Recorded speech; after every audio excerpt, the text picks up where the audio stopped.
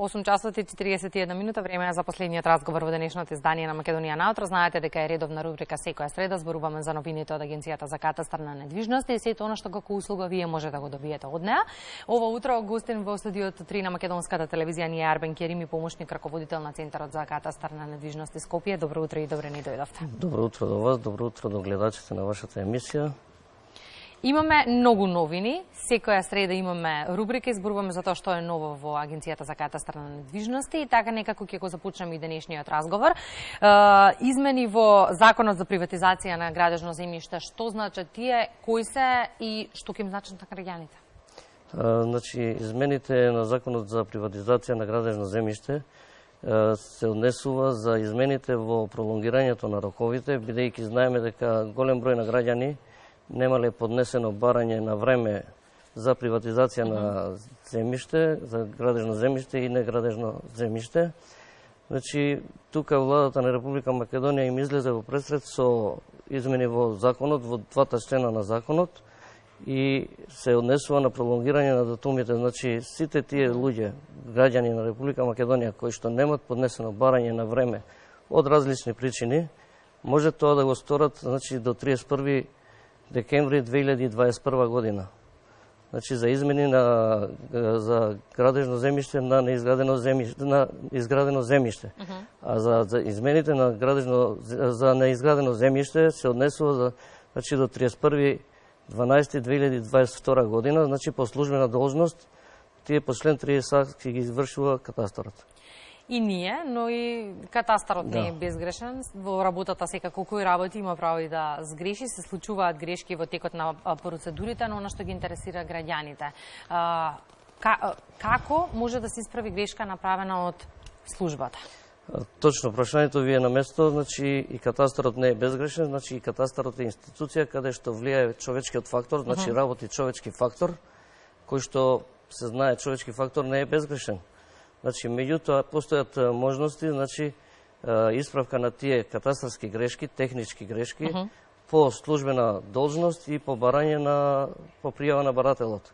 Значи, по службена должност се однесува исправка на техничка грешка, доколку колегиве при работа на некој си предмет и увидуваат во некоја техничка грешка, значи си отварат службено барање и по службеното барање си постапуваат и си ги откриват, ги отклонуваат тие грешки.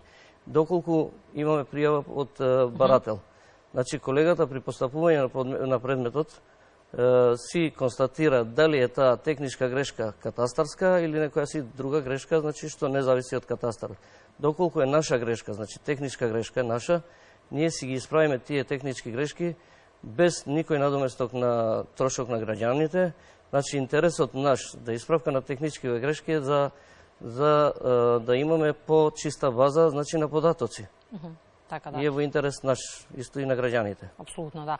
Кои оперативни теренски работи ги врши катастарот, односно службите на катастарот на терен? Значи, тука можеме да кажеме за оперативните теренски работи.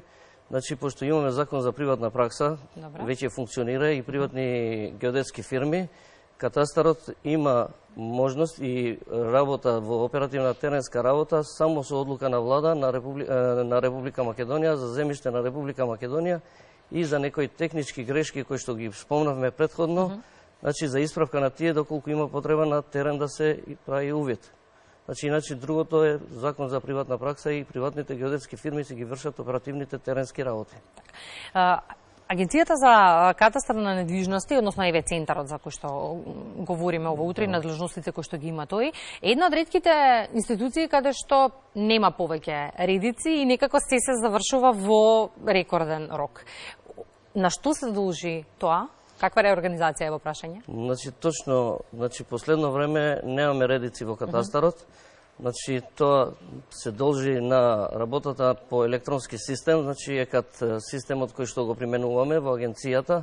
Него не се должи само на ЕКАТ системот, него имаме добра организација, значи последното една година, значи имаме добра организација и треба да се заблагодариме, значи, на првиот човек на Центарот на катастар на недвижности Скопје, Зоран Бузлиев, и другите колеги за нивното залагање за решавање на предметиве, значи на време можеме да заклучиме, значи, за 6-месечниот извештај сега беше скоро од 30 јуни, значи Центарот за катастар на недвижности заврши со 463 нерешени предмети, значи во целот Скопје, на ниво на Скопје збориме. Кои што претходно беа, значи, негде 4700 во минатата година ова време. Центарот за катастар на недвижности треба да споменеме лоциран во Тафталиџа и сега сите оние кои што имаат потреба за одредена услуга, што се како барање може да се достави до вас, кои се вашите ингеренции?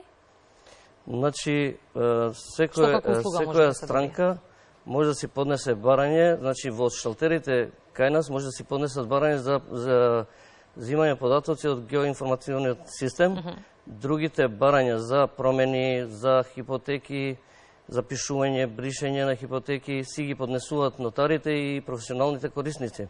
Значи, странките од Агенцијата за катастар на недвижности, значи Центарот за катастар на недвижности, може да придобиват, бидејќи ние сме, значи, сервис на граѓаните и услужна дејност, значи правиме запишување на облигациони и стварни права, све што ние имаме продукти, значи, за земјиштето, може да си добиват доколку се запишани во јавните книги на катастарот.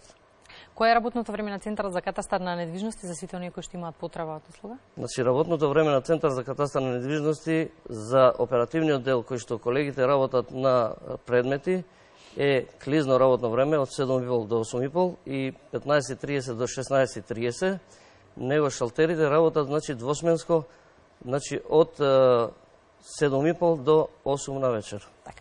Искам се заблагодарам за гостувањето во Македонија наутро, информациите за нашите гледачи. Најдобре дојдена, веројатно сите оние кои што ги споминавме, е дека во најрекордно време имате најголем број на решени предмети, па честитки за тоа. Благодариме.